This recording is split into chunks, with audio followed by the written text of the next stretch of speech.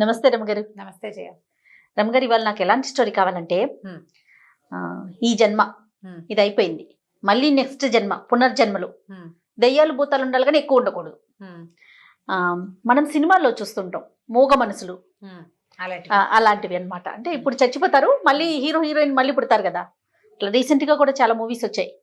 అలాంటి స్టోరీస్ ఏమైనా ఉన్నాయా? పెద్ద కథలు కావాలి, మరి ఎక్కువ భయం అనిపించకూడదు మా పిల్లలకి. ఎన్ని చాయిస్లు అంటారా? ఎందుకు ఎన్నేమిటి, ఇంకా నువ్వు 5-6 పెట్టినా కథలు ఉంటాయి మన దగ్గర. మనకి చాయిస్ చేయడం చేత కావాలంతే. కథా సరిత్సాగరంలో బ్రహ్మాండమైన కథలు ఉన్నాయి. మనం బృహత్ కథలు వదిలేసాం కదా, విడిగా బోల్డని కథలు ఉంటాయని చెప్పాను. ఒక శ్రీదత్తుడి కథ చెప్తాం. శ్రీదత్తుడి కథ, ఈ కథ పేరే అది. ఈ శ్రీదత్తుడు గురించి చెప్పాలి. పూర్వమట తామ్రలిప్తి అనే నగరంలో పవిత్రధరుడు అనే ఒక కుర్రాడు ఉండేవాడు, బ్రాహ్మలబ్బాయి. అయితే వాళ్ళ అమ్మా నాన్న చక్కగా పిల్లాన్ని చదివించారు, బాగుండేవాడు అందంగా. అతనికి ఏమని ఉండేదట, మామూలుగా ఏం చేస్తారు బ్రాహ్మలు 14-15 ఏళ్ళకి చదువు అవ్వగానే పెళ్లి చేసేస్తారు. ఒక చిన్న పిల్లని చూసి వీడికి 25 ఏళ్ళు వచ్చేసరికి ఆ పిల్ల కాపురానికి వస్తుంది. అలా జరుగుతూ ఉంటాయి. అవును. ఇతను చదువు అయిపోయి కొద్దిగా వృత్తి, తన తాలూకు అధ్యాపక వృత్తి అది మొదలు పెట్టాక అతనికి ఏమనిపించింది, ఈ మనుషుల్ని వెళ్ళి వెతుకుని పెళ్లి చేసుకోవటం ఏమిటి, నేను యక్షిణిని పెళ్లి చేసుకుంటాను భావించాడు. యక్షిణి అంటే దయ్యం కాదు, యక్ష విద్య. అది కొంచెం విపరీతమైన జన్మ అన్నమాట. దేవతల్లోనే ఒక తెగ, చిన్న జాతి. దేవతలు తెక్కే వస్తుందండి. యక్షిణులు దేవతలు తెక్కే వస్తాయి. అదేంటంటే మనం కోరిన కోరికలు తీరుస్తాయి, యక్షులు అంటారు. ఓకే. అయితే ఈ యక్షిణిని సాధించాలని అతనికి గురువు గారి దగ్గర నుంచి ఒక యక్షిణి మంత్రం ఉంది. ఆ మంత్రాన్ని ఎన్ని వేల కోట్ల సార్లు జపించాడు. జపించగా ఒక యక్షిణి ఇతనికి వశమైంది. ఇలాంటివేం ట్రై చేయకండి, కదా అంతే. ఇది ఎప్పటిది, మనం గుణాఢ్యుడి కనుక ఏనాటిదో వేల సంవత్సరాల నాటి సంగతి చెప్తాను. పైశాచి భాషలో రాసిన పుస్తకం కదా ఇది. అయితే యక్షిణిని సాధించాడు. ఆ యక్షిణితో పెళ్లి చేసుకున్నాడు. యక్షిణి అంటే ఇక పెళ్లి అంటే అతనితో ఉండడానికి వచ్చేసింది అనమాట. హాయిగా ఉండేవాడు. ఈ యక్షిణితోటి ఉండేవాడికి, వాడికి తిండికి భోగానికి ఏమీ లోటు ఉండదు, శుభ్రంగా ఉంటాడు, హాయిగా ఎంతో బాగా సంతోషంగా ఉండేవాడు. అయితే ఏమైంది, ఒకనాడు అతను గంగా తీరంలో తిరుగుతుంటే ఎవరో తల్లిదండ్రులకి శ్రాద్ధం పెడుతూ కనపడ్డారు. మా నాన్నలు శ్రాద్ధాలు పెడతారు అంటే మన మహాలయ పక్షాల్లో, అప్పుడు మహాలయ పక్షాల్లో పెడతాం కదా. అప్పుడు ఇతనికి అనిపించింది, ఏమిటో నేను తెలివి తక్కువగా యక్షిణిని పెళ్లి చేసుకున్నాను, అది నాతో కాపురం చేసి నాతో ఉంటుంది, నా కోరికలు తీరుస్తుంది, కానీ పిల్లల్ని కంటుందో కాదు, పిల్లల్ని కందు. పిల్లలు ఎలా కలుగుతారు? మానవ కాంతతో అయితే పిల్లలు కలుగుతారు. ఇప్పుడు సంతానం లేకపోతే రేపొద్దున నేను పోయాక లేదా నేను ఉండగానే నాకు తద్దినం పెట్టాలి కదా. ఉండగా తండ్రికి సంతోషం కలిగించాలి సంతానం, మరణించాక తద్దినం పెట్టాలి. సంవత్సరానికి ఓసారైనా ఓ చారెడు నీళ్ళు వదిలిపెట్టాలి 2 నువ్వు గింజలతోటి. నాకేది అవకాశం అని చాలా కష్టంతో వచ్చింది అతనికి. అయ్యో, నాకు ఈ యక్షిణి పిచ్చితోటి మా తాత తండ్రులకి నీళ్లు లేకుండా చేసేసానే. ఇప్పుడు ఇతని కుమారుడు లేకపోతే ఇతని ముందు తరాల వాళ్ళకు కూడా నీళ్ళు వదిలే వాళ్ళు ఉండరు కదా. మా తాత మా తండ్రి గాల్లో వెళ్లాడుతూ ఉంటారు, పాపం పితృలోకాలను వాళ్ళు ఉద్ధరింపబడరని చాలా కష్టం వేసి దుఃఖం వచ్చింది. అయితే ఇతనితో పాటు యక్షిణి ఉంది కదా, ఇతను దుఃఖంగా మొహం పెట్టుకుని ఇంటికి వచ్చేసరికి, నాథ ఇలా ఎందుకున్నావు అని అడిగింది. నేను నిన్ను స్వాధీనపరుచుకున్నాను, నాకు సంతానం కలిగే మార్గం లేదు, ఇప్పుడు నేను ఇంకో నీతోటి ఉన్నవాడిని మానవ స్త్రీతోటి ఉండి సంతానాన్ని కనలేను, అదే నాకు దిగులుగా ఉంది అనేసరికల్లా, అయ్యో నీకు ఒక విషయం చెప్తాను విను అని ఒక కథ చెప్పింది. యక్షిణి ఈ అమ్మాయి యక్షిణి ముందు జన్మలో ఎప్పుడు యక్షిణే అది. అయితే ఆ యక్షిణికి ఒక అబ్బాయిని ప్రేమించింది. అతని పేరేంటంటే అట్టహాసుడు అనే ఒక యక్ష కుమారుణ్ణి ప్రేమించింది. ఈ అట్టహాసుడు ప్రదీప్తాక్షుడు అనే ఒక పెద్ద యక్షరాజు తాలూకు కొడుకు.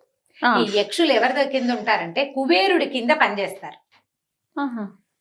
కుబేరుడు ధనపతి కదా, మనకి ధనానికి అధిపతి ఎవరు? ధనపతికి కుబేరుడు. ఆ కుబేరుడి దగ్గరే ఈ యక్షులు ఉంటారు. అతని తాలూకు పని వాళ్ళు అనమాట యక్షులు అంటే. దేవుడి దగ్గర మన యమధర్మరాజు దగ్గర ఉండే వాళ్ళేమో వీళ్ళు కదా యమదూతలు, దేవతల దగ్గర ఉండేవాళ్ళేమో దేవదూతలు, కుబేరుడి దగ్గర ఉండేవాళ్ళు యక్షులు. అయితే ఈ యక్షులు ఏంటంటే ఆయన దగ్గర పనివాళ్ళు. ఆ పనివాళ్లలో ప్రదీప్తాక్షుడు అని ఒక గొప్ప పెద్దవాడు, పెద్ద పదవికి చెందినవాడు. అతని కుమారుడు అట్టహాసుడు. అతనికి ఒక తమ్ముడు ఉన్నాడు దీప్తశిఖుడు. వీళ్ళిద్దరూ అతని కొడుకులు. అయితే ఈ సౌదామిని, ఈ యక్షిణి ఏ యక్షిణి అయితే ఇతనికి పవిత్రధరుడికి ఫ్రెండ్షిప్ అయిందో ఆ యక్షిణి పేరు సౌదామిని. ఈ సౌదామిని ఈ అట్టహాసుడిని ప్రేమించింది. ఇద్దరు యక్షులే కదా, వివాహం కుదుర్చుకున్నారు. కానీ ఇంకా పెళ్ళవల. అయితే ఏమైందట, ఈ అట్టహాసుడు ఆ తమ్ముడు ఫ్రెండ్స్ అందరు కలిసి ఇంకా పెళ్లికి సమయం ఉంది కాబట్టి ఎక్కడికో ఆడుకోవడానికి వెళ్ళారు. వెళ్ళి ఏం చేశారు, రాజు మంత్రి సైన్యాధిపతి అలా ఆడటం మొదలుపెట్టారు. అట్టహాసుడిని రాజుని చేసి దీప్తశిఖుడు నలకూబరుడయ్యాడు. కుబేరుడి యొక్క కుమారుడు. కుబేరుడి కొడుకు నలకూబరుడు. నలకూబరుడి వేషం ఇతను వేశాడనమాట తమ్ముడు. వేసేసరికల్లా రాజు కొడుకు మంత్రి ఆటలాడుతుంటే అదే సమయానికి ఆ దారిలో వెళ్తున్న నలకూబరుడు ఇది చూసేసాడు. చూసేసి, అవరవరా దాసులు మీరు రాచవేషం వేస్తారా? రాజుకు ఒక ప్రత్యేకమైన వేషం ఉంటుంది, నెత్తి మీద పెట్టుకునే ఇది కిరీటము, మెళ్ళలో వేసుకునేది, రాజు గంభీరంగా కూర్చోటము, కుమారుడు ఒక అల్లరి చిల్లరి వేషము, అదంతా క్లియర్ గా తెలిసిపోతుంది. మనం ఇమిటేట్ చేస్తే తెలియదు. అంతేగా ఆ ఇమిటేషన్ చూసారు కొళ్ళు మండిపోయింది అనమాట. చెడామడా తిట్టి, నువ్వు ఏ యక్ష అంటే ఇతను ఎందుకు చేశాడు ఈ అట్టహాసుడు, ఈ ఆట ఎందుకు ఆడుతున్నాడు, అతను అమ్మాయి దగ్గరికి వెళ్ళిపోవాలంది, దాని మించి మనసు మరల్చుకోవటం కోసం ఈ ఆటలోకి దిగాడు. నువ్వు ఏ యక్షిణి కోసం ఈ ఆట ఆడుతున్నావో ఆ యక్షిణి నుంచి నువ్వు దూరం అయిపోతావు అని శపించాడు. శపించేసరికల్లా ఈ అట్టహాసుడు దీప్తశిఖుడు బతిమలాడుకున్నారు కాళ్ళు పట్టుకుని.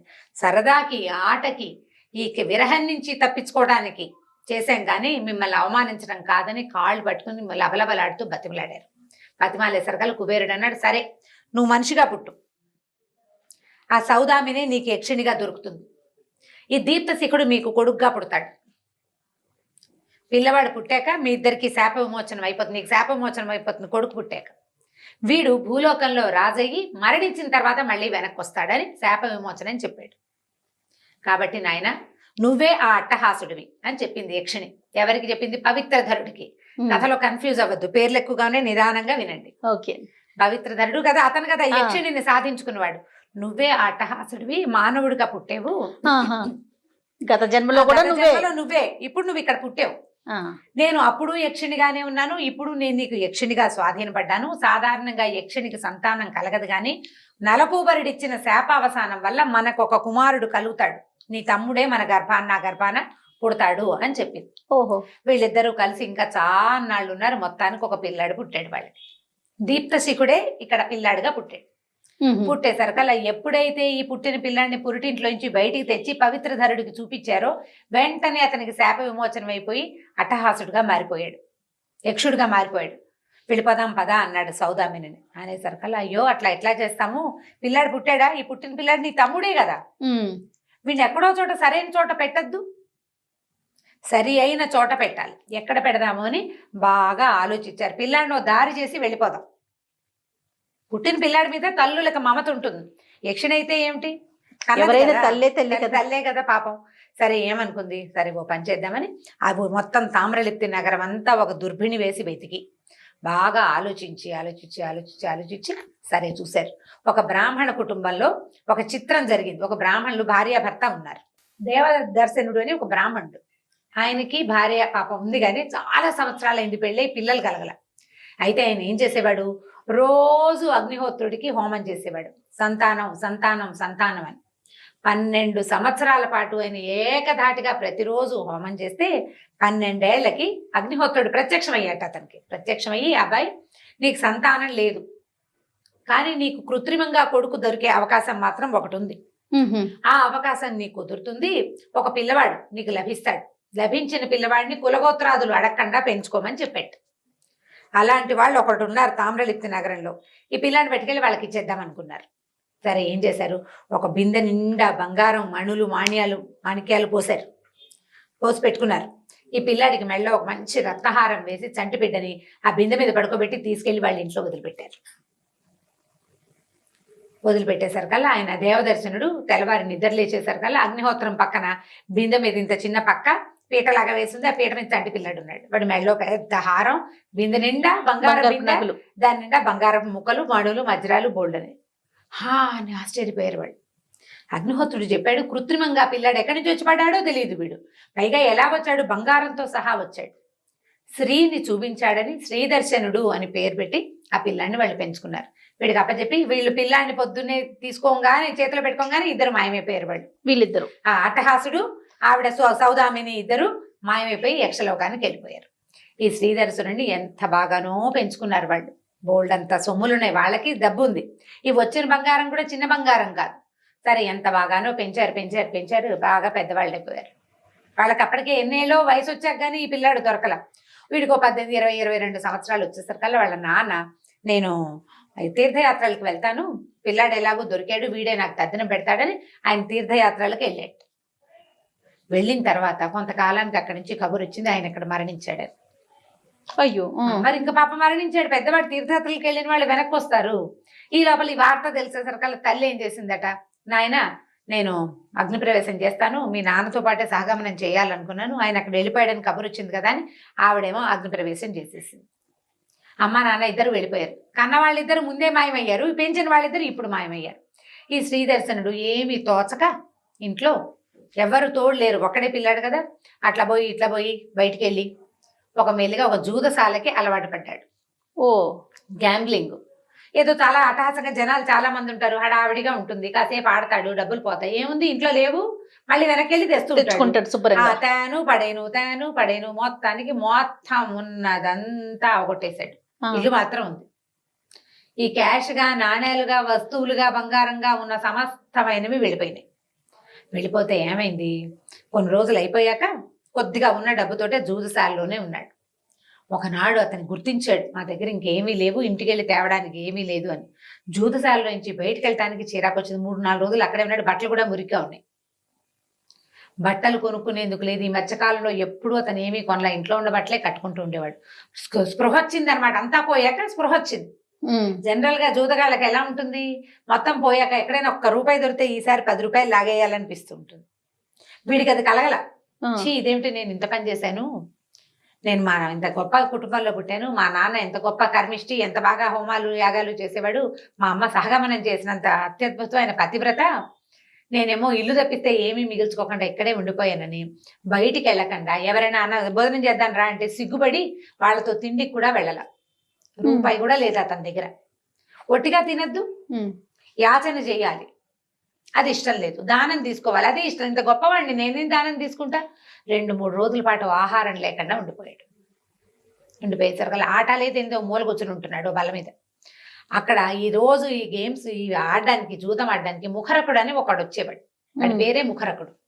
వాడు, ఏమిటైనా ఎందుకు ఇక్కడే ఉండిపోతున్నావు, ఎందుకు ఇంత బాధపడతావు, మేము భోజనానికి మేము పిలుస్తున్నాం కదా, ఇదివరకు ఎన్నిసార్లు కలిసి తిన్నాము, ఇప్పుడు నువ్వు మాతో తినచ్చు, ఇంటికి వెళ్ళి ఏదైనా వ్యాపారం ఏదైనా చూసుకుంటూ కానీ అని బతిమలాడినా సిగ్గుపడి, వద్దు నాకు చాలా సిగ్గుగా ఉంది, అసలు బయటకు వెళ్ళాలంటే ఈ బట్టలతోటి వెళ్ళాలన్నా కూడా నాకు చాలా సిగ్గుగా ఉంది, ఇలాగే కూర్చుని మరణిస్తానని చెప్పాడు.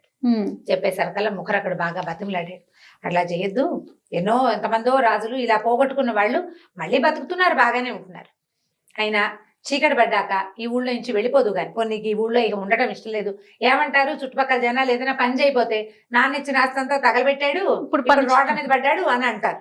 అంతేగా. అయితే ఓ పని చెయ్యి, ఇక్కడ నుంచి అవతల మాళవ దేశం ఉంది, ఆ మాళవ దేశపు రాజు జూదంలో ఓడిపోయి బాగా డబ్బు పోగొట్టుకుని తర్వాత బుద్ధి తెచ్చుకుని ఆయన రాజ్యం చేసుకుంటున్నాడు. కానీ ఆయన ఏం చేసేట, ఈ మహామహా జూదగాళ్ల కోసం ఒక పెద్ద మఠం కట్టేట.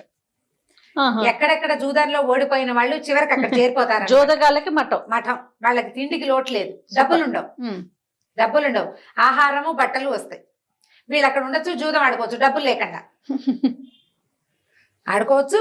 అది ఉంది జూదగాళ్ళ మఠం, పోయి అందులో చేరదు గాని, పోనీ అక్కడ ఉంది కానీ నీకు దానం తీసుకోవడం ఇష్టం లేదు, ఇది తీసుకోవడం ఇష్టం లేదు. అక్కడ ఆ జూదగాళ్లే నడుపుకుంటారు ఆ శాలని, వాళ్లే వండుకుంటారు, వాళ్లే బట్టలు ఉతుకుంటారు, వాళ్లే కట్టలు కొట్టుకుంటారు, వాళ్ళకి సామాగ్రి అంతా వస్తుంది, రాజుగారు పంపిస్తారు.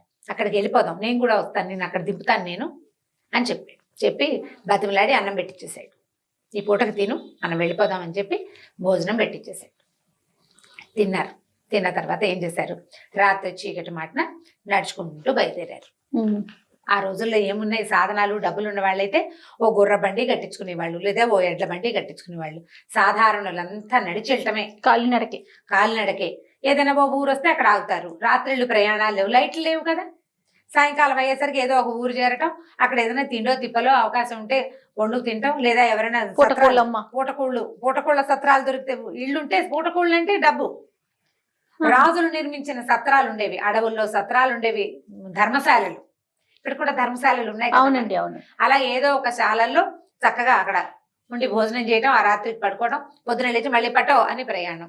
ఈ దారి మధ్యలో ఏం లేకుండా వెళ్లే వాళ్ళు ఉన్నారనుకో, వాళ్ళకి ఏదైనా పని దొరికితే చేసుకుంటారు, సంపాదించుకునేందుకు అవకాశాలు ఉండేవి. ఈ ఊళ్ళో ఏదో పని ఉంది, 4 రోజులు ఉండి ఆ పని చేసుకుని 4 రూపాయలు జేబులో వేసుకోవడం, రాత్రి వచ్చి ధర్మశాలలో తినేసి పడుకోవటం. అప్పుడు మనలాంటి తిండి కూడా ఉండేవి కాదు జయ, 2 పూట్ల తినేవారు, పగలు రాత్రి 2 సార్లే. మధ్యలో ఆహారం సాధారణంగా అవసరం ఉండేదే కాదు. ఏదో ఒకటి నోట్లో వేసుకోవడం, 2 గంటలకి 3 గంటలకి తినటం, ఏమీ లేవు. పైగా డయాబెటీస్ అవి ఉండేవి కాదు, ఎందుకంటే అమిత నడకలు కదా. కానీ తృప్తిగా తినేవాళ్ళేమో రమ్మగారు, తినేసేవాళ్ళు. తిన్నాక ఇంకా మళ్ళీ లేదు, ఆకలి లేదు. ఇప్పుడు కూడా మనం పొద్దున్నే హెవీగా 10 గంటలకు అన్నం తినేస్తే సాయంత్రం 5 దాకా ఆకలేదు. అవును, చాలా మంచి అలవాటు. 5-6 గంటలకి మళ్ళీ తిన్నామంటే ఇక తెల్లారేదాకా మాట్లాడే పని లేదు. చాలా మంచి అలవాటు. మధ్యలో స్నాకింగ్, మంచింగ్, గించింగ్ ఏమి నథింగ్ డూయింగ్. సరే వీళ్ళేం వెళ్తున్నారు. ఇప్పుడు ఏ డబ్బులు లేకుండా ఇలాగా రోడ్ల మీద పడి పక్క ఊరు కోసం ప్రయాణం అవుతున్న వీళ్ళని చూసేసరికల్లా ఈ యక్షుడు భార్యాభర్త ఇద్దరు ఉన్నారు కదా, ఎవరైతే ఈ పిల్లాన్ని ఇక్కడ ఉంచారో అట్టహాసుడు సౌదామిని, వాళ్ళేమో అసలైన తల్లిదండ్రులు, అయ్యో వీడేమిటి రాజు అవుతాడని మనం వదిలి పెడితే వీడు రోడ్ల మీద పడి తిరుగుతున్నాడు, రాజు అవ్వాలంటే వీడి దగ్గర డబ్బో దశకమో ఏదో ఉండొద్దు. అందుకని ఏం చేశారు, పైనుంచి ఒక కనపడకుండా, అబ్బాయి శ్రీదత్తుడా, నువ్వు మీ ఇంట్లో మీ అమ్మ బంగారం దాచిపెట్టింది, మీ ఇంట్లో వెతుకు నీకు దొరుకుతుంది అని సౌండ్ వినపడింది. ఆకాశవాణి వినపడేసరికి వెనక్కి వెళ్ళాడు. వెనక్కి ముఖరకుడు వీడు ఇద్దరు కలిసి వెనక్కి తమ ఇంట్లో వాళ్ళు చెప్పిన ప్లాన్ ప్రకారం ఏంటంటే దేవతా గృహం ఎక్కడుందో దాని కింద దేవతా గృహం జరిపి తవ్వి చూస్తే వాళ్ళ అమ్మ అంటే ఈ పిల్లాడి పెంపుడు తల్లి నగలు అవి దాచిపెట్టుకున్నారు. పూర్వకాలం అలా చేసేవాళ్ళు కదా, ఆ దాచిపెట్టుకున్న నగలు తవ్వుకున్నారు వీళ్ళు. అమ్మయ్య మనకి డబ్బులున్నాయి, ఇంకా భయం లేదు, ఈ ఊళ్ళో ఎందుకు ఉండాలి, మనం ఎలాగో మాలవ దేశం వెళ్ళదలుచుకున్నాం, అక్కడికి వెళ్ళి బతుకుతాం ఈ డబ్బులు పెట్టుకుని, ఈ నగలు పెట్టుకుని. ఈ నగలన్నీ మూట కట్టుకుని ఈ ముఖరకుడు శ్రీదత్తుడు ఇద్దరు బయలుదేరారు. ఈ నడిచి వెళ్తూ వాళ్ళు ఈ ఒక పల్లెటూరు చేరారనమాట. ఈ పల్లెటూరులో కూర్చున్నారు. కూర్చునేసరికి ఈ ఒక అమ్మాయి వస్తుంది దూరం నుంచి. ఎలా వచ్చే ముందంటే అది ఒక అడవి, పక్కనే ఊరు, ఒక పెద్ద చెరువు ఉంది. ఆ చెరువు దగ్గర ఆగారు. 3:30-4 గంటలు అయింది సమయం. ఈ రాత్రికి ఇక్కడే ఉండిపోదాము, ఏమైనా తిండి దొరుకుతుందేమో చూద్దాం, కాసేపు ఈ చెరువు బాగా నడిచి వచ్చాక ఏముంది, చెరువులో కాళ్ళు కడుక్కుని కాస్త మంచినీళ్ళ దాకా మొహం కడుక్కుంటే ఒక అరగంట రిలాక్స్ అయ్యి ఊళ్ళోకి వెళ్ళి సాయంకాలం తిండి ఏదైనా దొరికింది అనుకో తినేసి పడుకోవచ్చు, రేపొద్దున మళ్ళీ బయలుదేరచ్చు, ఏదైనా బండి దొరుకుతుందేమో ఈ ఊళ్ళో చూద్దాం అనుకున్నారు.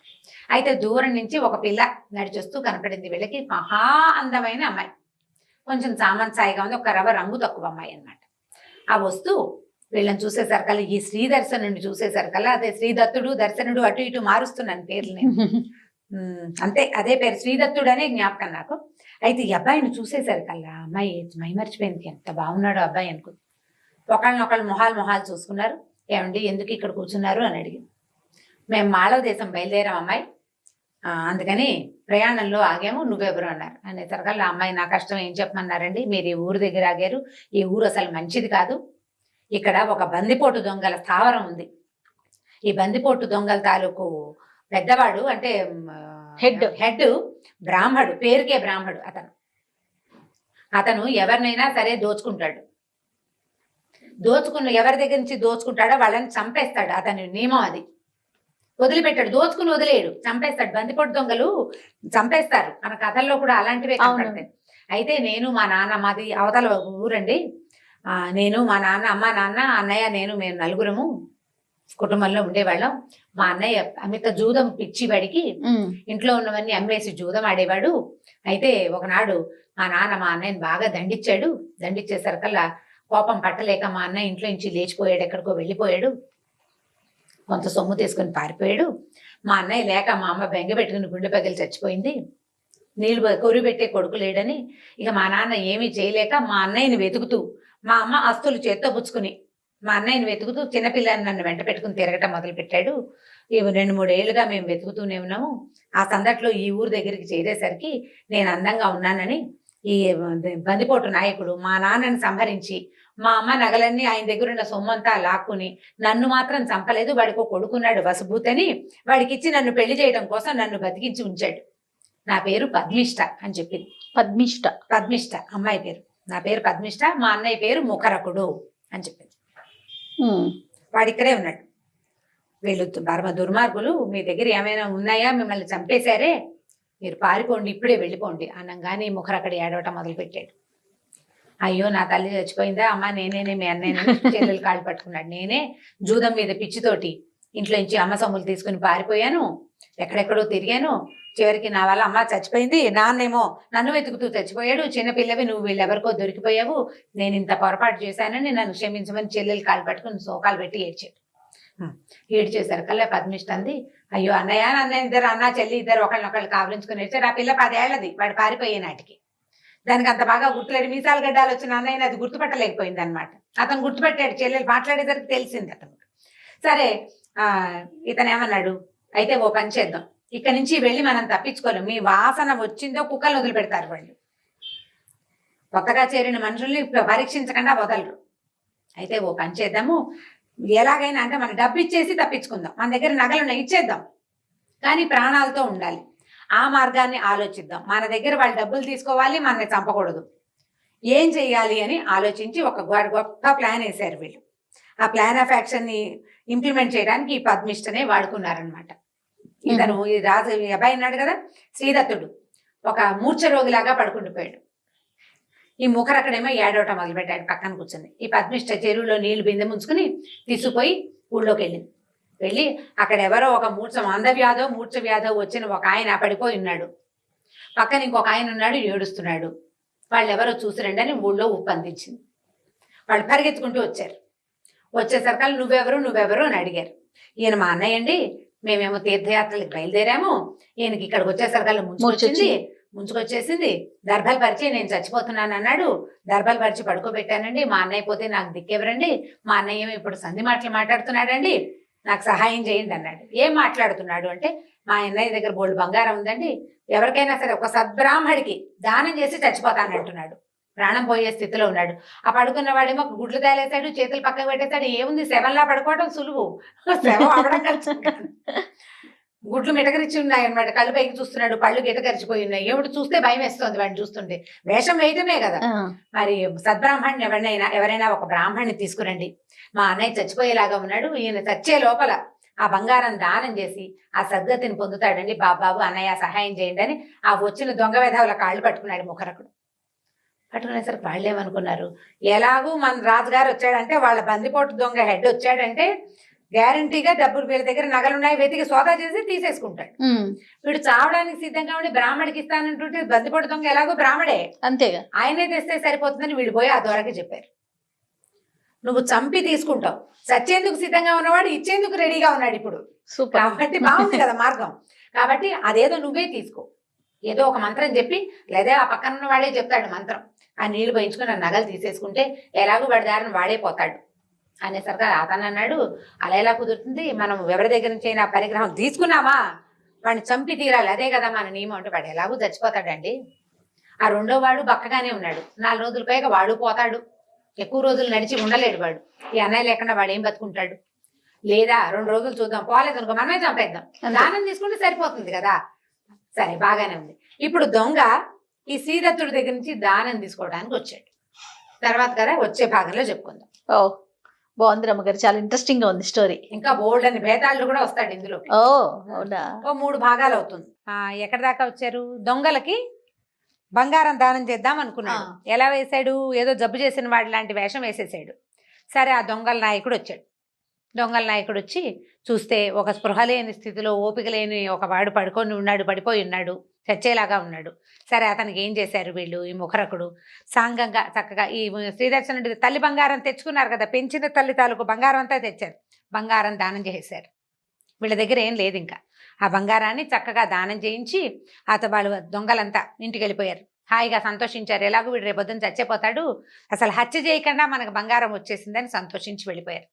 ఈ పద్మిష్ట ఏం చేసింది, దొంగలంతా పడుకోగానే చల్లగా చీకటి మటను మళ్ళీ అన్నయ్య దగ్గరికి ముఖరకుడు ఇతను ఉన్నారు శ్రీదర్శనుడు ఉన్న చెరువు దగ్గరికి వచ్చేసింది. ముగ్గురు రాత్రికి రాత్రి చీకటి పడంగానే దొంగలు పడుకోగానే ఈ పిల్ల, అప్పట్లో ఏంటంటే 11 దాకా మెలకుగా ఉండేవాళ్ళు కాదు, కాసేపట్లో నిద్రపోయేవాళ్ళు. ఈ పిల్లకి ఇంకా పెళ్ళి అవ్వలేదుగా, దాని గదిలో అది పడుకుంటుంది, వీళ్ళ దారిని వీళ్ళు పడుకుంటారు. చల్లగా కొద్దిగా చేతికి అందిన 2 జతలు బట్టలు పుచ్చుకుని అమ్మాయి కాస్త వచ్చేసి వీళ్ళు ముగ్గురు కలిసి రాత్రి తెల్లవార్లు నడిచి ఎక్కడికో నడుచుకుంటూ వెళ్ళిపోయారు. ఏ వైపుకి వెళ్తే మాళవ రాజ్యం వస్తుందో ఆ దిక్కు తెలుసు వాళ్ళకి. ఇక నడుస్తూ ఉంటే మధ్యదారి సింహాలు, ఎలుగుబంట్లు, పులులు, ఎంత ప్రచండంగా ఉందో అడవి.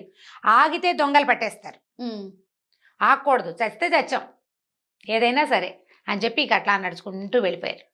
వెళ్ళిపోతే మర్నాడు బాగా ఈ అడవంతా దాటేసి ఇంకా వాళ్ళకి మనం చిక్కము అని నిశ్చయించుకునేదాకా నడిచారు. మర్నాడు ఏదో అడవిలో అక్కడ ఇక్కడ కాయ కసరు తిన్నారు. ఆ రోజు సాయంత్రం దాకా నడిచారు. ఎంత నడిస్తే మాత్రం అడవులు తరుగుతాయి, ఏదో నీళ్లు కనపడే చోట కాసిన మంచినీళ్ళు తాగటం, ఏదైనా చిన్న 2 పళ్ళో కాయలో దుంపలో ఏమైనా కనపడితే అవి పీక్కుని తింటాం, నడవటం. బ్రాహ్మలు వీళ్ళు ఏదైనా జంతువుని కాల్చుకుని తినే రకాలు కావు, ఏవో పీక్కుని తినాలి వాటిని వీటిని. ఆ రోజు రాత్రికి, అంటే ఈ రోజు రాత్రి బయలుదేరారు, మర్నాడు రాత్రి ఒక చీకటి పడేసరికి ఒక చోటికి చేరారు వీళ్ళు. అడవిలో దూరంగా ఏదో మండుతున్నట్టు కనపడుతోంది. మండుతుంటాడు కనిపించేసరికల్లా ఈ శ్రీదర్శనుడు అన్నాడు, వీళ్ళిద్దరూ కొంచెం ఓపిక తక్కువ వాళ్ళు. ఈ శ్రీదర్శనుడు పెంపుడు తండ్రి దగ్గర ఉన్నప్పుడు శాస్త్ర విద్యలతో పాటు అస్త్ర విద్యలు కూడా నేర్చుకున్నాడు.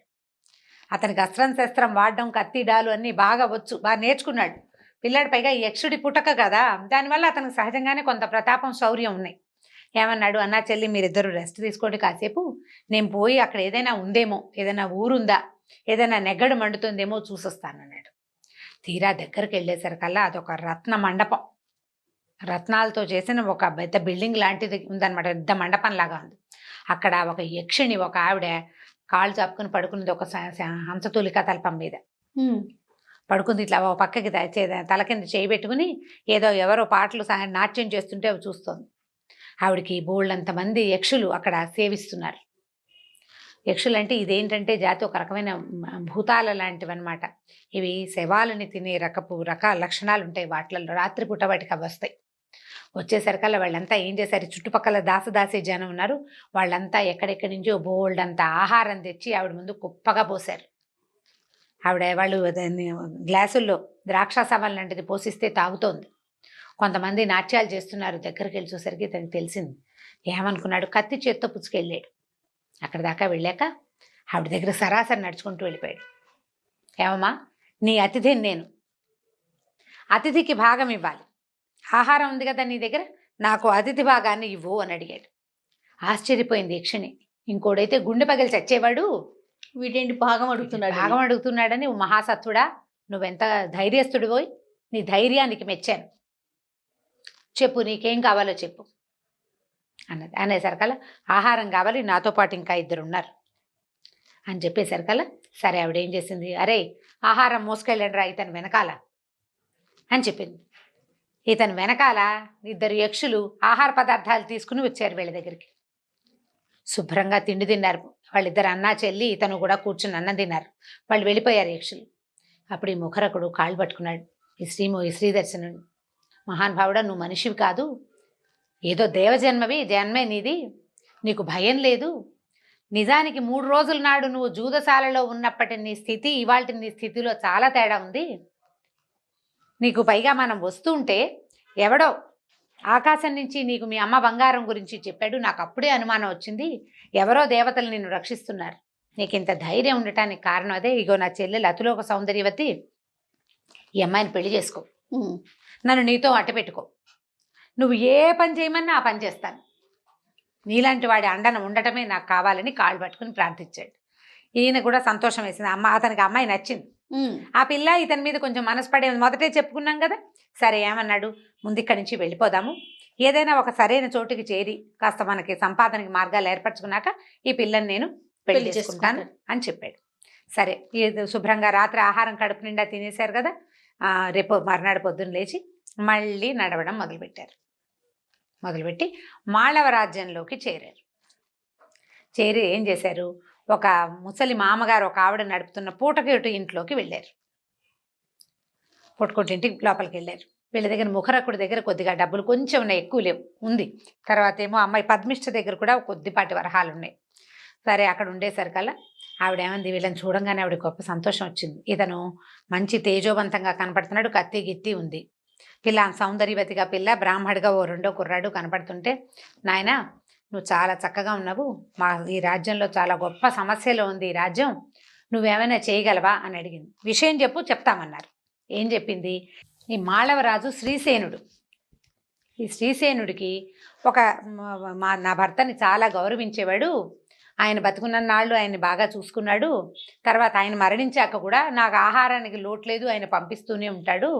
అయితే ఆయనకి ఒక యక్ష్మ వ్యాధి ఒకటి వచ్చింది, విచిత్రమైన వ్యాధి, అది తగ్గటల, మందులకి మంత్రాలకి మాకులకి దేనికి తగ్గల. అయితే ఆయన దగ్గర ఒక మంత్రవాది చేరాడు. వాడు ఏమన్నాడంటే, భేతాళుడు గనక మనకి ప్రత్యక్షమైతే ఈ వ్యాధి కుదురుతుంది, కానీ భేతాళుడిని ప్రత్యక్షం చేసుకోవటానికి నాకు మంత్రం వచ్చు కానీ శక్తి లేదు.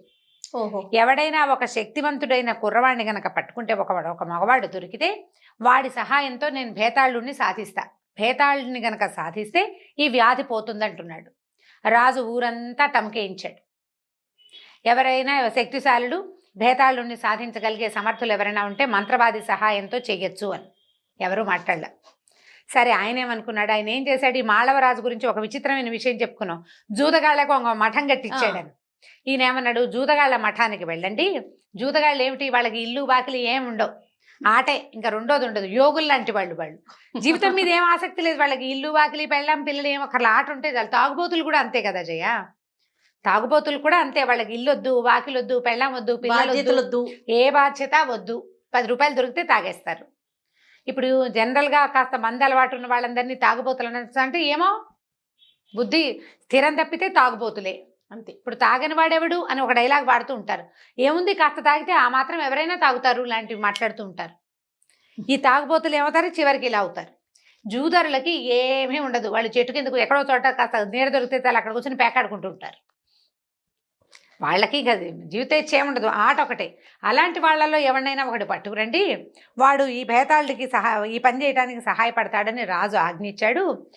నాకు రాజును రక్షిస్తేనే నేను బతుకుతాను నాయనా, మీరు నాకు పైస ఇవ్వద్దు, అన్నం పెడతా మీరు ఉన్నన్నాళ్ళు, ఈ రాజుకి ఏమైనా సహాయం చేయగలవేమో చూడు నాయనా, నీ ముఖవర్చస్సు చూస్తే నాకు కడుపులో ఒక సంతోషంగా ఉంది, ఇంత సాహసంగా ఉండే వాళ్ళని ఎవరిని చూడలేదు నేను ఈ మధ్యకాలంలో అని అడిగింది. సరే, ఇతను ఆలోచించుకున్నాడు. అలాగే సరేనన్నాడు. సరే అవ్వ, ఈ పూటకి భోజనం పెట్టి నన్ను తీసుకెళ్లి రాజుకు పరిచయం చేయన్నాడు.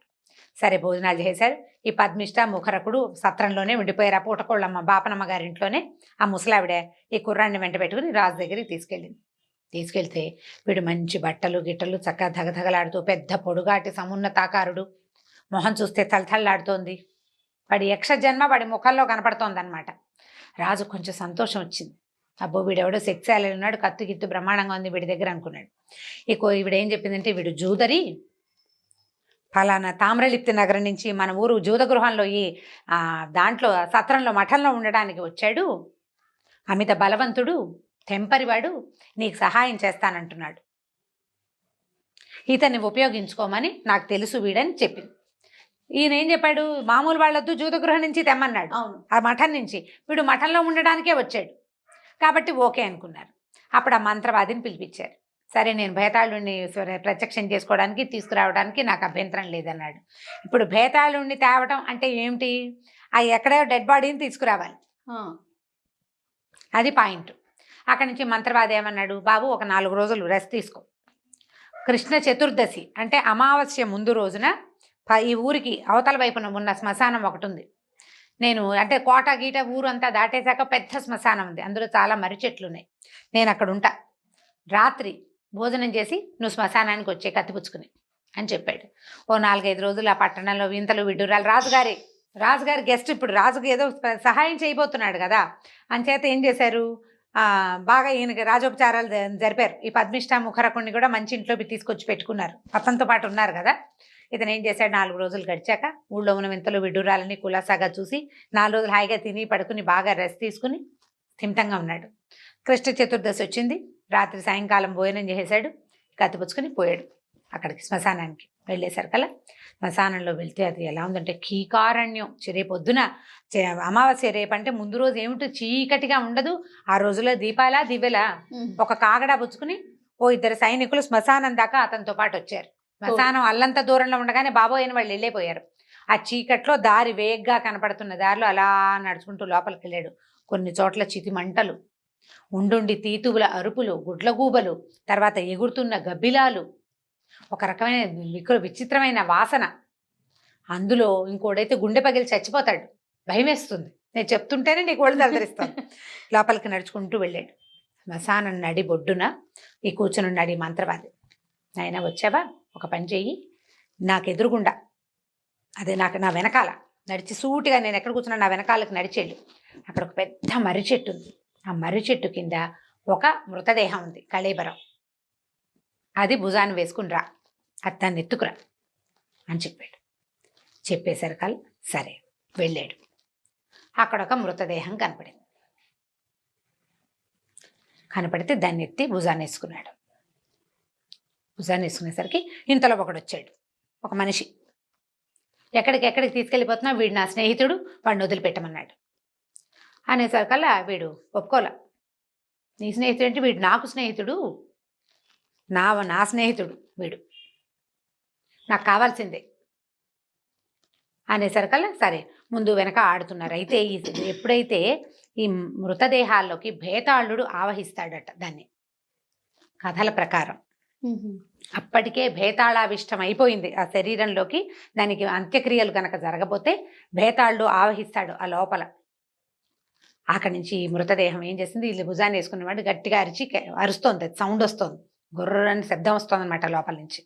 వాడు లాక్కోపోయాడు ఆ ఫ్రెండ్, వీడు నా మిత్రుడు చనిపోయాడు, నేనేమి ఇంకా అంత్యక్రియలు చేయడానికి డబ్బులు లేక ప్రయత్నం చేయలేకపోయాను, ఇప్పుడు నువ్వు మృతదేహాన్ని ఎందుకు తీసుకెళ్ళిపోతావు అని అరిచర్చి కేకలు పెట్టారు. ఇద్దరు లాగి పీకి చేశారు, లాక్కున్నారు ఒకళ్ళ చేతిలో నుంచి ఒకళ్ళు.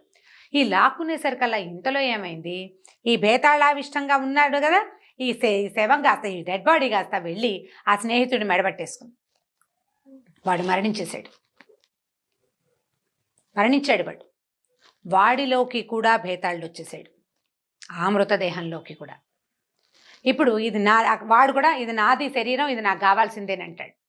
అయితే ఏమన్నాడు ఈ శ్రీదర్శనుడు, వీడిని అడుగుదాం, ఎవరో ఒకళ్ళని అడగాలి, వీడిని అడుగుదాం, వీడి మృతదేహం కాబట్టి వీడు మాట్లాడు, అక్కడ మంత్రవాది ఉన్నాడు, తీసుకెళ్ళి అక్కడ అడుగుదాం అనేసరికల్లా ఈ వెనకాల ఈ భుజం మీద ఉన్న శవం, నేను చెప్తాను, నాకెవరు ఆహారం ఇస్తారో, ఎవరు నాకు ఆహారం ఇస్తారో నేను వాడితోటి వస్తాను అని చెప్పింది. భేతాళుడికి ఆహారం కావాలనేసరికల్లా ఎదురుకుండా ఉన్నవాడు ఆల్రెడీ మరణించాడు, వీడిని తీసుకెళ్ళాలంటే ఎట్లా? అయితే వెనక్కి వీడేం చేశాడంటే శ్రీదర్శనుడు, అయితే ఇప్పుడు నీ స్నేహితుడు నన్ను చెప్తున్నాడు కదా, కావాలంటే వాడిని భుజించున్నాడు, వాడిని ఎప్పుడో తీసేసుకున్నాను నేనని చెప్పాడు. వాడిని నేను ఎప్పుడో తీసేసుకున్నా, వాడు చచ్చిపోయాడు, వాడు కాదు, నాకు ఆహారం ఇస్తేనే నేను నీతోటి వస్తానంటే ఈ శ్రీదత్తుడు ఏం చేశాడు, భుజాన్ని వేసుకుని కుడి చేతితోటి ఎడం చేతిని ముక్కలు చేసి ఒక్కొక్క ముక్క అందించడం మొదలుపెట్టాడు. ఎలాగైనా అక్కడికి వెళ్ళాలి, వీడిని వదలకూడదు, ఈ డెడ్ బాడీని వదిలిపెట్టకూడదు. ఈ చెయ్యి ముక్క ఇక్కడ దాకా భుజం దాకా తెగిపోయే కానీ ఈ భేతాళుడు, ఒరిని నీకు మహాసత్వుడా, నీకు ఎంత బలం ఉంది, ఎంత ధైర్యం ఉంది, చెయ్యి నరికి నాకు అందిస్తున్నావు నువ్వు, అయితే ఒక పని చెయ్యి, నువ్వు నచ్చావు నాకు, మంత్రవాదున్నాడే వాడొట్టి పిరిగ్గొడ్డు, వాడికి శక్తి లేదు, నాకు ఆహారం కావాలి, నిన్నెందుకు చెప్పాడంటే వాడు నువ్వు అక్కడికి నన్ను తీసుకెళ్ళంగానే ఈ మహాసత్వంగా ఉన్నవాడిని నాకు బలిచ్చి నా నుంచి వచ్చే శక్తిని వాడు తీసుకెళ్తాడు రాజు దగ్గరికి, అందుకనే జూదశాల నుంచి తెప్పించమని రాజుకు చెప్పాడు. ఏ పోరు పొక్కు లేని మనివాడు ఒకడు వస్తాడని, వాడు నీకంటే బలహీనుడు, నేను వాడిని లాగేసుకుంటా, నువ్వు జాగ్రత్తగా ఉండు అని చెప్పేశాడు. భేతాళుడు వీడి పట్ల వశమైపోయాడు అనమాట, ఎత్తుకున్న వాడికి. ఈ శ్రీదర్శనుడు ఏం చేశాడు, ఈ బాడీని తీసుకెళ్ళి అక్కడ పెట్టాడు. ఆ మంత్రవాది ఆశ్చర్యపోయాడు, అమ్మో వీడు సామాన్యుడు కాదనుకుని దానికి ఏవో చాలా క్రియలు ఉన్నాయి, ఆ క్రియల ప్రకారం ఈ డెడ్ బాడీని పడుకోబెట్టి దాని మీద కూర్చొని దాని నోట్లో ఆవాలు పోసాడు. అక్కడి నుంచి హోమం చేయటం మొదలుపెట్టాడు. ఈ హోమం మొదలు పెట్టేసరికి దాని నోరు తెరిచి నోట్లో వేస్తున్నాడు. పెద్ద మంట వచ్చింది, రావటం ఆ మంట రావటం ఏమిటి, ఈ కూర్చున్నాడు కదా ఈ మంత్రవాది, వాడిని ఇట్లా పట్టేసి ఇవన్నీ లోపలికి లాగేసింది. క్షణంలో ఈ బాడీ మీద కూర్చున్న మంత్రవాది దాని బొట్టలోకి వెళ్ళిపోయాడు, లోపలికి వెళ్ళేసరికి ఇవి లేస్తున్న అగ్ని జ్వాల ఒకటి పైకి వస్తుంది కదా, అది ఇట్లా ఆకారంలో ఒక భూతపు ఆకారంలో కనపడడం మొదలెట్టింది. శ్రీదర్శనుడా, నువ్వు గెలిచావు, ఈ మంత్రవాదిని నేను ఆహారంగా తీసేసుకున్నాను, నా నోట్లో ఆవాలు ఉన్నాయి, ఈ మంట ఆరిపోగానే ఆవాలు తీసుకుని రాజు దగ్గరికి వెళ్ళు, ఈ ఆవాలని రాజుకి తలకి చేతికి కట్టించు, 3 రోజుల్లో అతని వ్యాధి తగ్గిపోతుంది. ఇంకోటి ఏం చేస్తాడు, ఇది పట్టుకెళ్ళిపోతాడు. వీడు తెలివైన వాడు శ్రీదర్శనుడు, అయినా కూడా వీడు జూదం ఆడాడు చూడు. వాడేమన్నాడంటే, అలా ఎలా కుదురుతుంది, మేమిద్దరం కలిసి వచ్చాం, మంత్రవాది ఇక్కడ ఉన్నాడు, నేను వచ్చా, ఇప్పుడు నేను మంత్రవాదిని చంపేసి నీ దగ్గర నుంచి తీసుకొచ్చానని రాజు అంటే నేనేం చేయాలి? నన్ను నమ్మద్దు వాళ్ళు, నేను దేశదిమ్మరిని. ఎలా నమ్ముతారు? ఎలా నమ్ముతారు? నన్ను బంధిస్తే నాతో పాటు ఉన్న ఇద్దరు ఏమవుతారు? దానికి ఉపాయం చెప్పమన్నాడు. ఏం పర్వాలా, నేను వెళ్ళిపోయాక ఈ బాడీ ఇక్కడే ఉంటుంది, కావాలంటే ఈ బాడీ చీరు చూసుకోమను, మంత్రవాది ఇందులో ఉంటాడు. మింగేసింది ఎవరిది? డెడ్ బాడీ కదా అని చెప్పాడు. చెప్పంగానే ఇతను ఏం చేశాడు, ఆ మంట ఆరిపోగానే ఆ నోట్లోంచి ఇన్ని ఆవాలు ముందు పోసాడు మంత్రవాది. అవి కాలవు, దాని మంత్రం శక్తి అనమాట. అవి చెత్తపుచ్చుకున్నాడు, వెళ్ళిపోయి పడుకున్నాడు. రాత్రి వాడు గుండెకాయ ఇంకోటైతే హడిని చచ్చిపోతాడు. పోయి పడుకుని తెల్లవారు లేచి రాజు దగ్గరికి వెళ్ళి జరిగింది చెప్పాడు. కావాలంటే మనం అక్కడ శ్మశానానికి వెళ్దాం, అక్కడ ఏం జరిగిందో చూద్దురు కానీ అంటే అక్కడ ఉన్న డెడ్ బాడీని చీరి చూస్తే అందులో మంత్రవాది తాలూకు శరీరం కనపడింది వాళ్ళకి. సరే, ఈ శ్రీదర్శనుడిని నమ్మి నిజం అనుకుని వెంటనే అతను తెచ్చిన ఆవాలని ఒక 2 మూటలుగా కట్టి, ఒకటి తలకు కట్టారు, రెండోది చేతికి కట్టారు. 3 రోజుల్లో ఆయనకి 3 సంవత్సరాలుగా ఉన్న జబ్బు కుదిరిపోయింది, జబ్బు తగ్గిపోయింది. యక్ష్మ వ్యాధి అంటారు, అదేమిటో మనకు తెలియదు, దాని పేరు అది చెప్పారు. అక్కడి నుంచి జబ్బు తగ్గిపోగానే ఈయన ఏమన్నాడు, రాజుగారికి చాలా సంతోషం వచ్చేసింది. ఆయనకి పిల్లలు లేరు, అందుకని ఈ శ్రీదర్శనుడిని యువరాజుగా చేసుకున్నాడు. ఎవరి వల్ల అయితే తన ప్రాణాలు కాపాడబడ్డాయో వాడు మహాసత్వుడు, మహాబలవంతుడు, మహాధైర్యవంతుడు. రాజ్యానికి రాజు కావాల్సిన వాడికి కావాల్సిన లక్షణాలు అవే కదా. సాహసికుడుగా ఉండాలి. విక్రమార్కుడు అంత సాహసం ఉంది ఇతనికి. అటు పెట్టుకున్నాడు. అక్కడి నుంచి పద్మిష్టనిచ్చి పెళ్లి చేశారు. యువరాజు అయ్యాడు. రాజుగారు ఉన్నాడు, యువరాజుగా ఇతను ఉన్నాడు. అక్కడి నుంచి మన ముఖరకుడిని కూడా తన దగ్గరే అట్టు పెట్టుకుని హ్యాపీగా ఉండటం మొదలుపెట్టారు. భార్యతో సంతోషంగా గడుపుతున్నాడు. ఆ కాలంలో ఒక ప్రదీప శక్తి అనే ఒక వ్యాపారస్తుడు పడమటి సముద్రంలో వ్యాపారం చేయడానికి వెళ్ళాట. అయితే పడమటి సముద్ర తీరంలో అతనికి పెద్ద రత్న గణపతి విగ్రహం, అంత విగ్రహం దొరికిందట. రత్న విగ్రహం, మణితో నిర్మించబడింది, ఎవరో చేసింది.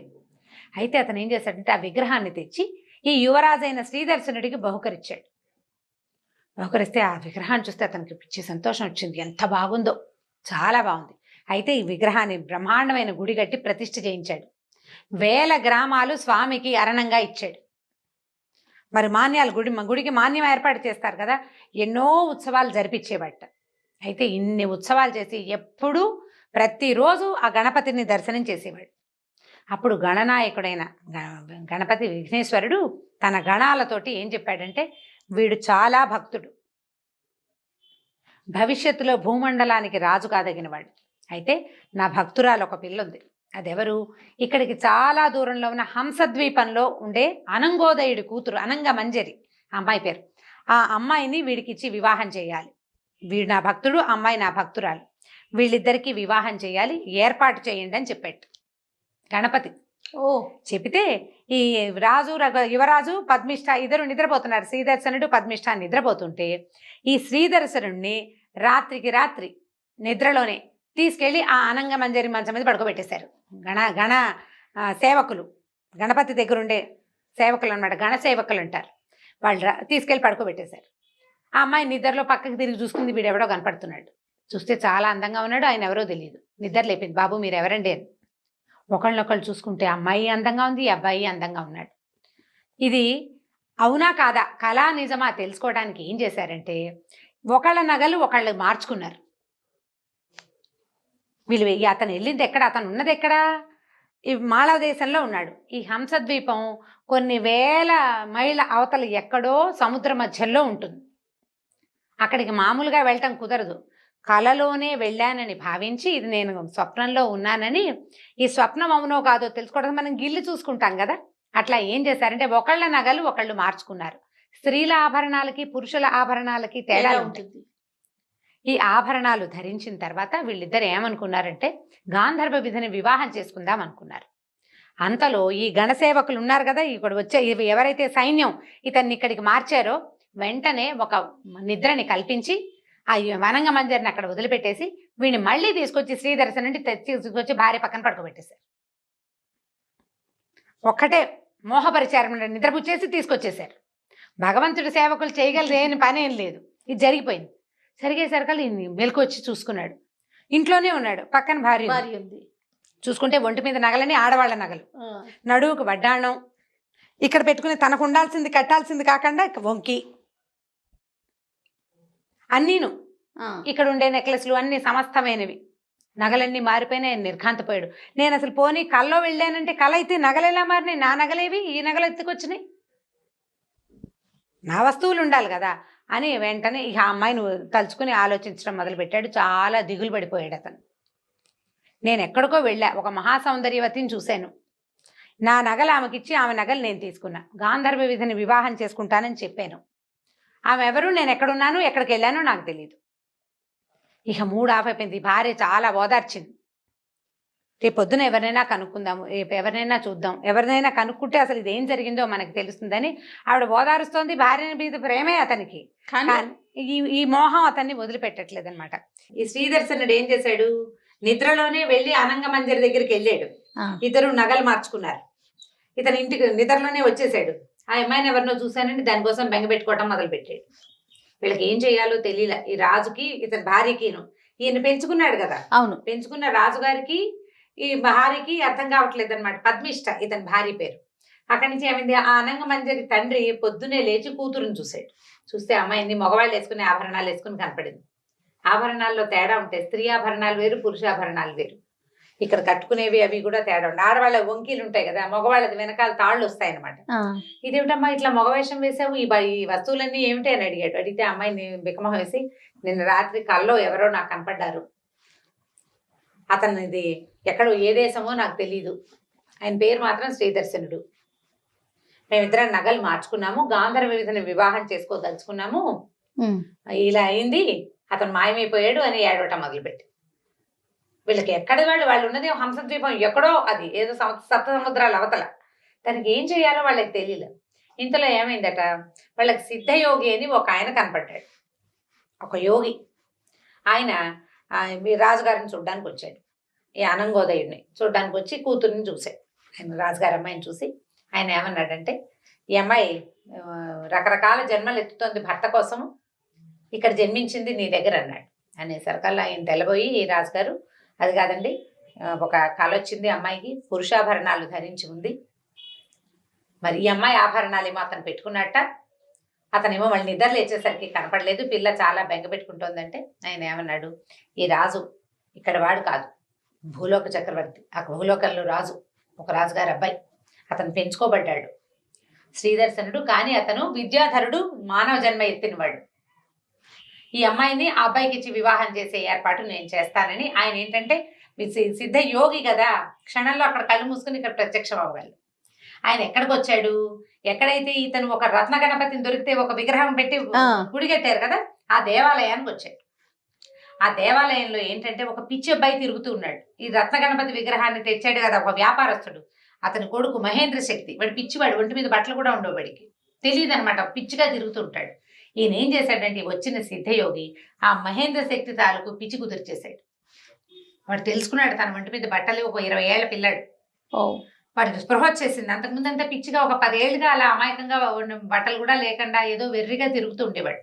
వాడు నార్మల్ అయిపోయి ఇంటికి పరిగెత్తుకుంటూ వెళ్ళిపోయాడు. వెళ్ళేసరికల్లా ఊరంతా విడ్డూరంగా చెప్పుకున్నారు, చాలా గొప్పగా చెప్పుకున్నారు, అయ్యి బాబాయ్ ఏమిటి వచ్చిన ఆయన ఇంత బాగా చేసేసాడంటే. అప్పుడు రాజుగారికి కూడా ఈ విషయం తెలిసింది, మహేంద్ర శక్తి జబ్బు కుదిర్చేశాడు వచ్చిన సిద్ధయోగి అని. అప్పుడు ఆయన ఏం చేశాడంటే, కోడల్ని తీసుకుని ఆ సిద్ధయోగిని చూడడానికి వెళ్ళాడు. మీరు మహేంద్ర శక్తి జబ్బు కుదిర్చేశారు, మా అబ్బాయి జబ్బు కూడా కుదర్చండి. కొద్ది రోజుల క్రితం మా వాడు కలలో ఎవరివో ఆభరణాలు నేను ధరించానంటాడు, ఒక అమ్మాయిని చూశానంటాడు, అనంగమంజరి పేరు మాత్రం చెప్తున్నాడు, ఎక్కడికి వెళ్ళాడో తెలీదు, ఇట్లా జరిగింది, మా అబ్బాయి ఇంకా స్వస్థత చెందలేదు, దిగులుగానే ఉంటున్నాడు, మరి నాకు దీని సంగతి చూసి పెట్టండి అని అడిగాడు. అప్పుడు ఆయన పక్కపక్క నవ్వుతూ మీ అబ్బాయిని పిలిపించండి అన్నాడు. పిలిపించంగానే ఆ అబ్బాయిని చూసి, ఇతనే కదా అనంగమంజరి నగలన్నీ దొంగతనం చేసుకుని హంసద్వీపం నుంచి పారిపోయిచ్చాడు అనేసరికి ఆశ్చర్యపోయారు. ఓ హంసద్వీపం ఈయనకి తెలుసు అనమాట. అక్కడి నుంచి ఆయన ఏం చేశాడంటే, ఈ శ్రీదర్శనుడిని తనతో పాటు హంసద్వీపానికి తీసుకెళ్ళిపోయాడు. కళ్ళు మూసుకుని తెరిచేలోగా తీసుకెళ్ళాడు. కాలగమన విద్య అంటారు దాన్ని. ఇక్కడున్న నిమిషంలోనే మళ్ళీ అక్కడ ప్రత్యక్షం అయిపోతారనమాట. అక్కడికి తీసుకెళ్ళిపోయారు. ఇక్కడ అంతర్ధానం అయిపోతారు, అక్కడ ప్రత్యక్షం అయిపోతారు. సూపర్ కదండి. మనకు దొరికితే బాగుండు, ఎంత బాగుండు. క్యాబులు వెతుక్కోలేక చచ్చిపోతున్నాం. అక్కడి నుంచి అక్కడికి వెళ్ళాక ఆ అనంగ మందిర్ని ఇచ్చి అతనికి శాస్త్రోక్తంగా వివాహం చేసి ఆ అమ్మాయిని ఇచ్చి పంపించేశారు. ఈ శ్రీదర్శనుడు ఈ అనంగ మంజరి పద్మిష్టతోటి హాయిగా కాపురం చేసుకుంటూ చక్కగా కులాసాగా ఉన్నాడు. వీళ్ళిద్దరు భలే కలిసి ఉండేవాళ్ళు. ఎంత బాగా కలిసి ఉండేవాళ్ళో వీళ్ళిద్దరికీ కొంతకాలం తర్వాత అనంగసేనుడు పద్మసేనుడు అని ఇద్దరు కుమారులు కలిగారు, చెరుకు అబ్బాయి. పిల్లలతోటి చాలా బాగున్నాడు. పెద్దరాజు గారు కాలం చేశారు, ఇతను రాజు అయిపోయాడు. ఈ రాజు అయిన తర్వాత ఏమైందంటే ఒకనాడు 4-5 గంటల వేళ భార్యలతో కలిసి ఈయన రాజుగారు వ్యాహ్యాలకి వెళ్ళాడు. కోట బయటికి వెళ్తుంటే ఒక బ్రాహ్మడు ఒక ఆయన వచ్చి పెద్దగా ఏడుస్తూ ఏమిటో ఏదో విచిత్రంగా మాట్లాడుతున్నాడు అనమాట. అది ఆ మాటలు ఎలా ఉన్నాయంటే, ఓ ఇద్దరు ఆడవాళ్ళు ఎవరో నీకోసం పుట్టారు, వాళ్ళు చనిపోతున్నారు, నువ్వెప్పుడు వెళ్తావు అంటాడు. తమాషాగా మాట్లాడతాడనమాట. రాజుకు అర్థం కాదు, నాకు అర్థం కావట్లేదండి అన్నాడు. అని మీకు అర్థమైందా అని వెనక్కి తిరిగి చూశాడు. భార్యలిద్దరికేసి వాళ్ళిద్దరు ఏడుస్తున్నారు. ఆయనకి అర్థం కాలేదు. ఆ ఏడుస్తూ ఇద్దరు కళ్ళు తిరిగి పడిపోయారు, చనిపోయారు. అమ్మాయిలు భార్యలిద్దరు పోయారు. ఈయన ఏం చేయాలో తెలియలే. ఆయన స్పృహ తప్పిపోయాడు. బాగా చనిపోయిన సంగతి అర్థమైపోయింది. ఇక సైనికులు వాళ్ళు వీళ్ళు అంతా పరిగెత్తుకొచ్చి రాజుగారిని ఇంట్లో తీసుకెళ్లారు. ఇద్దరు రాణుల భౌతిక దేహ కాయాలని లోపలికి తీసుకుపోయారు.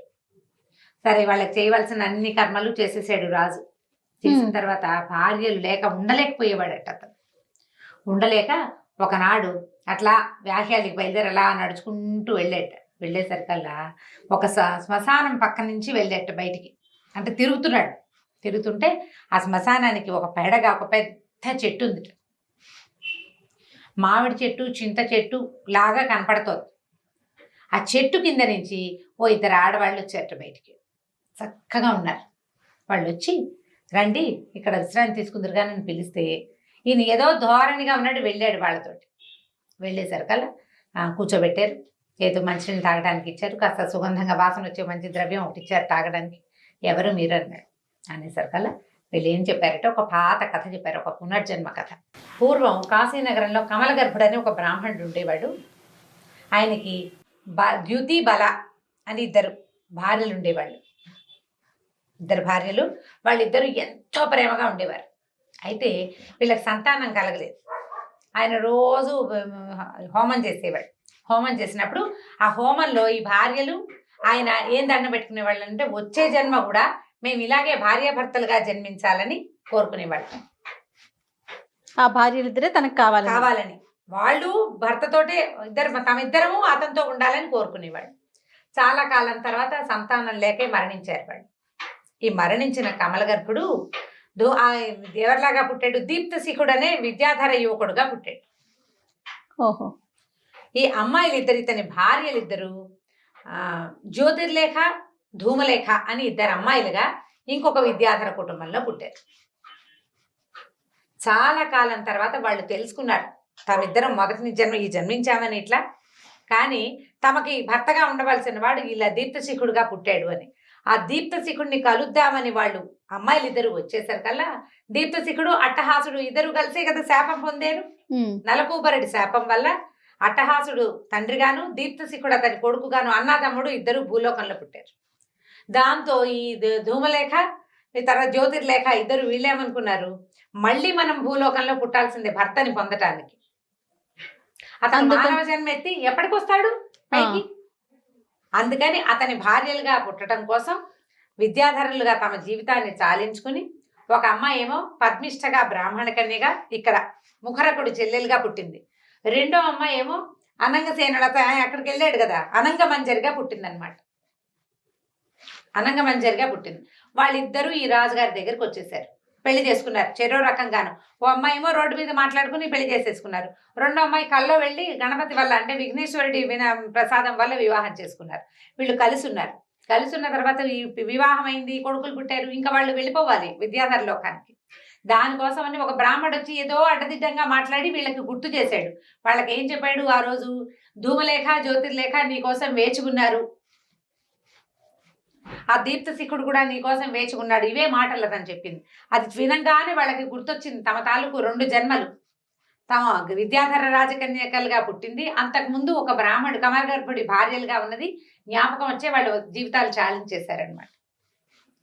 ఇలా జరిగింది. మేమిద్దరమే వాళ్ళం. మేమిద్దరమే, ఒకళ్ళు ధూమలేఖ, రెండో వాళ్ళు జ్యోతిర్లేఖ, రెండో అమ్మాయి. నువ్వు దీప్తశిఖుడివి, నువ్వు రాజుగా జన్మించావు అని చెప్పారు. చెప్పేసరికల్లా ఇతను ఏం చేశాడు, సరే అర్థమైంది అతనికి. తన భార్యలతో కలిసి ఒకసారి నగరానికి వెళ్ళి కుమారులిద్దరికీ ఇది చేసాడు, పట్టాభిషేకం చేసేసి తన జీవితాన్ని, మానవ జీవితాన్ని ఎలా చాలించాలి, మనకి స్పృహ వచ్చేదాకా అలాగే ఉంటారు. ఇంతకుముందు అట్టహాసుడు కూడా అంతే, కుమారుడి ముఖం చూసేదాకా అతను మనిషిగానే ఉన్నాడు. ఇతనికి ఏంటంటే వీడికి ఏం తెలిసింది, తన జన్మరహస్యం తెలుసుకునేదాకా ఇతను ఇక్కడే ఉంటాడు. వాళ్ళకి రాజ్యాన్ని ఇచ్చేసి భార్యలతో సహా విద్యాధర లోకానికి వెళ్ళిపోయాడు. అట్లా శ్రీదర్శనుడు తన తాలూకు భార్యలైన ధూమలేఖ, జ్యోతిర్లేఖలతోటి విద్యాధర లోకానికి వెళ్ళిపోయి తన అన్నయ్యన అట్టహాసుడు మరియు సౌదామినితో కలిసి హాయిగా ఎంతో కాలం సుఖంగా ఉన్నాడు. కథ కంచికి మనం ఇంటికి. సూపర్. 3 జన్మల కథలు వచ్చినాయి చూడండి, వరుసగా. వాళ్లే మళ్ళీ పుట్టడం. ఈ మళ్ళీ పుట్టిన వాళ్ళు మళ్ళీ వెనక్కి వెళ్ళిపోవటం ఇప్పుడు కూడా జరుగుతాయి. అలాంటివి మాత్రం అడగండి. ఓన్లీ స్టోరీస్ కే పరిమితం. కథా సరిసాగరంలో కథలు అందులో ఉన్నాయి ఇలాంటివి. ఓకే, రైట్ రమ్మగారు, నమస్తే. నమస్తే జయ. ఈ వీడియో కనుక మీకు నచ్చినట్లయితే లైక్ చేయండి, షేర్ చేయండి. మరిన్ని ఇంట్రెస్టింగ్ వీడియోస్ కోసం మా ఛానల్ని సబ్స్క్రైబ్ చేసుకోండి.